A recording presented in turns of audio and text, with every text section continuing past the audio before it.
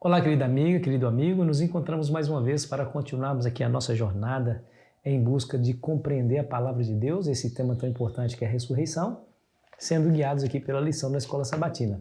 Agradeço você por estar aí comigo todos os dias e também por colaborar conosco quando você compartilha esse vídeo com seus amigos, fazendo com que a palavra de Deus chegue a mais lugares. Obrigado de coração. Se você ainda não é inscrito no nosso canal, se junte à nossa grande família, se inscreva. A sua inscrição fortalece-nos aqui também, tá bom? E se você gostou do nosso conteúdo, não se esqueça de deixar o seu gostei. E vamos juntos nessa jornada, a tumba selada. Vamos compreender um pouquinho mais da morte e da ressurreição de Cristo. Quero dizer para você que durante aqueles 3 anos e meio, Jesus ensinou, de ministério, né? Jesus ensinou grandes verdades para a humanidade.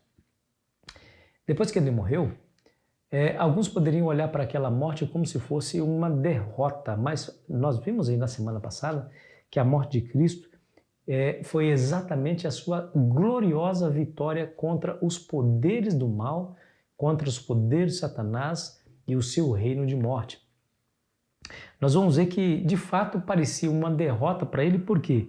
Porque, afinal de contas, Judas, um dos seus discípulos e melhores amigos, o traiu vendendo por 30 moedas de prata. Nós vimos que os anciãos e sacerdotes, que eram líderes da religião judaica, exigiram a sua morte. Depois nós vimos que Jesus foi preso e todos os seus discípulos o abandonaram. Pedro negou Jesus 3 vezes.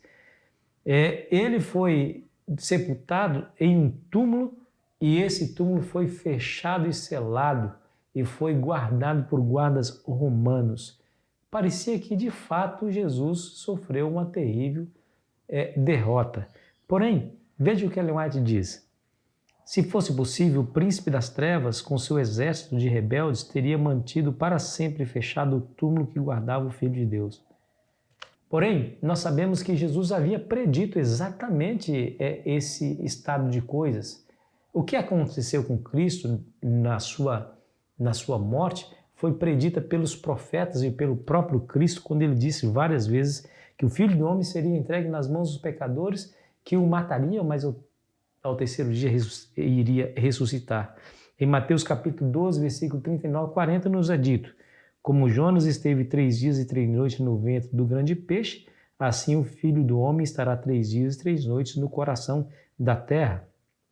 Os fariseus e os sacerdotes sabiam muito bem dessas declarações. Eles mesmos ouviram tal declaração. E quando Jesus morreu, eles fizeram provisão para que essa declaração pudesse ser invalidada. Ou seja, eles haveriam de fazer algumas coisas para que Jesus não ressuscitasse de fato. Como eles poderiam pensar uma coisa dessa, né? Como que eles poderiam achar que poderiam evitar, né, que Jesus fosse ressuscitado, e ele, o Deus eterno, tentando ser impedido por meras criaturas? Que ledo engano, senão uma terrível ingenuidade. Veja o que eles fizeram. Jesus morreu, estava sepultado. E agora eles começaram a colocar em prática o seu plano maléfico. E, pasmem vocês, em pleno dia de sábado. Veja aí Mateus 27, versículo 62. No dia seguinte, que é o dia depois da preparação, reuniram-se os principais sacerdotes e os fariseus e, dirigindo-se a Pilatos, disseram-lhe: Senhor, lembra-nos de que aquele embusteiro, enquanto vivia, disse: depois de 3 dias ressuscitarei. Ordena, pois, que o sepulcro seja guardado com segurança até o terceiro dia, para não suceder que, vindo os discípulos, o roubem e depois digam ao povo: ressuscitou dos mortos. Será o último embuste pior do que o primeiro. E disse-lhe Pilatos: aí tendes uma escolta, ide e guardai o sepulcro, como bem vos parecer. Indo eles, montaram guarda do sepulcro, e selando a pedra e deixando ali a escolta. Eis aqui o plano, meus amigos. Bom, esse plano teria sucesso se aquele que estivesse na sepultura fosse um homem comum. Porém, nós estamos tratando aqui do Deus Criador do universo. Aquele que fez vir à existência os mundos incontáveis, é o dono da vida, aquele que tem a chave da morte e do inferno. Está aqui. Que ingenuidade, achar que poderiam evitar a ressurreição de Cristo. Essa é uma ingenuidade infantil. Eles acreditavam realmente, no fundo, que Jesus iria ressuscitar. Fez planos para que impedisse essa ressurreição. Porém, se frustrou terrivelmente, porque aquele que estava dentro daquela sepultura não pôde ser retido por ela, porque pecado algum havia cometido, e é o Deus da vida, é o Criador da vida. Ressuscitou. E eles se viram frustrados nos seus planos. Nós não servimos um Deus morto, nós servimos um Deus vivo. Ele morreu com um propósito para nos salvar, para pagar o preço da nossa redenção. E ele fez isso por amor a cada um de nós. E ele voltará como o Senhor dos senhores e Rei dos reis, não como um humilde carpinteiro, mas como o grande e poderoso monarca do universo. Para quê? Para levar aqueles que estão esperando a sua vinda para a vida eterna e imortal. Querido amigo, querida amiga, se alegre com essa promessa, porque ela é bem real. Tentaram calar os seus seguidores, tentaram calar essa boa notícia da ressurreição de Cristo. Os anos passaram, os homens vieram e foram, os milênios decorreram-se, mas essa promessa e essa verdade da ressurreição de Cristo continua viva, sendo proclamada em toda parte desse planeta. Por quê?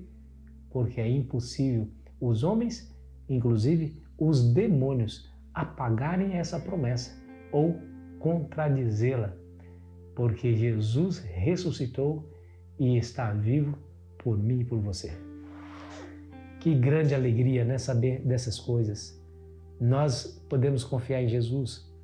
Podemos confiar que se morrermos nesse mundo, nós seremos ressuscitados pelo poder de Cristo. A própria ressurreição de Cristo garante a nossa ressurreição. Ele tem poder para nos trazer de volta à vida. Portanto, a morte não é um adeus, não é um ponto final, mas é somente um lapso de tempo onde será interrompido pela potente voz do nosso Criador nos chamando de volta à vida. Se alegre com essa esperança hoje, em nome de Jesus. Vamos orar? Querido Pai Celestial, te agradecemos do fundo do coração por essa esperança que nos move, que nos anima e que nos faz seguir avante. Nos dê força, Senhor, para enfrentar as provações, tentações. Que nossos olhos se fixem em Ti, em nome de Jesus. Amém. Foi muito bom estar com você, querido amigo, querida amiga. Amanhã continuaremos aqui a nossa jornada. Eu fico aqui esperando você ansiosamente.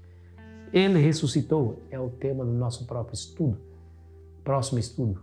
Eu fico aqui esperando você ansiosamente. Tenha um bom dia na presença do Senhor Jesus.